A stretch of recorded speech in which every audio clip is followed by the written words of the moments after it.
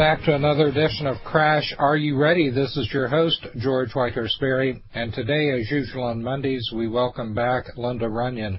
Linda Runyon is a true survivalist. She brings to us every Monday her extensive survival knowledge gained by hands-on experience rather than theory, and in particular, her decades of research and use and application of edible wild plants. Linda, welcome back.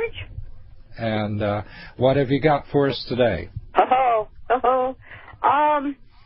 know how I'm always saying, go ahead and send for free information from us, how to eat your pine tree, things like that. And we send you PDFs on our website, and George will be giving you those things later. But I've elaborated a great deal on what you get free, and I want to put it on our show here today, okay? So it's above and beyond. It's a good starter for you to send for the free information, but I'm going to elaborate further on how to eat a tree. Because on our forum, we're getting people ask me flat out, how do you eat a tree? You know, I mean, even though I've said that the needles are tea or the inner bark is food, that people still don't get it. So I need to really get into some detail here. And this detail's never been said before on any of our shows.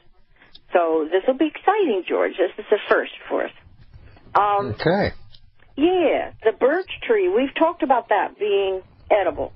White birch, yellow birch, any of them, any of the birch trees are edible.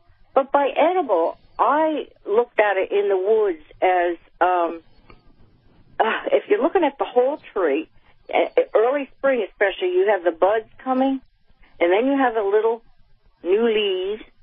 That was a bonanza for me. I mean, in the early spring, the buds were food. You could just pull the branch down, and I used to watch the loggers, like, chew them off. Just chew them off and have a quarter cup of birch buds, and, you know, for food right then when they were hungry. Something you should know, that this is what's in birch buds and also the inner bark and everything of the white birch. Calcium, chlorine, copper, iron, manganese, phosphorus, sodium, and silicon, and besides the smell of wintergreen, it has salix. And salix is acetylsalicylic acid or aspirin. So I just want you to know that if you're going to eat like a quart of birch buds in the spring, don't do it. You're eating about 6-8 aspirins. Okay, so I want to put that out on our show today as a fact, okay? That is not part of some of the free information that comes to you. The salix is of the concentration that, say, you ate a half a cup of bud. Well, you had 2 aspirin. So you need to know it's not only food and tastes really good, tastes like wintergreen, but it is also aspirin. So beware if you're allergic to aspirin, all right? Please. But know that is a source of aspirin, your white birch trees, and your inner bark. People get confused here. The inner bark, if you take a knife or a hatchet and go sideways, not straight in the tree, but sideways so that you're seeing the actual layers. You're seeing the layers from the paper all the way in. If you go sideways with a hatchet especially, this is how we used to obtain the inner bark very, very fast without a lot of trouble. Now I want to make something really clear. I don't go out and do this now. I don't need to. I'm not in a survival situation. I've got to make it clear that when I did do it, and did it many, many, many times, and made flour and everything else out of the inner bark, and we're going to show you how today. But what I did was of a lasting effect. I ruined my teeth, first of all. Seriously, when you go into a survival situation like that for months and months and years and years and years, the last thing you're thinking about is what's happening to your mouth when you're eating twigs. So I want to put that out there. I've never said that. And since I have a dentist appointment this afternoon, I thought it would be good to be perfectly honest of what occurred from all those 30 years of eating twigs.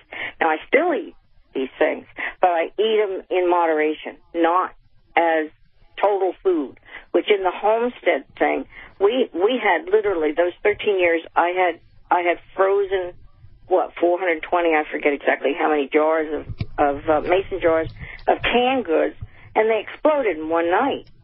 So exploding in one night and having the entire winter's food supply gone, that was an eye-opener to me of how the Iroquois survived. They survived as bark eaters. The Abenaki were bark eaters. That's who they were. And now I really know, I think, a bit about who they were. They would see a tree in its entirety. And this is what I want to see if we can do today. Okay, starting in the spring, you see buds, you see new leaves coming.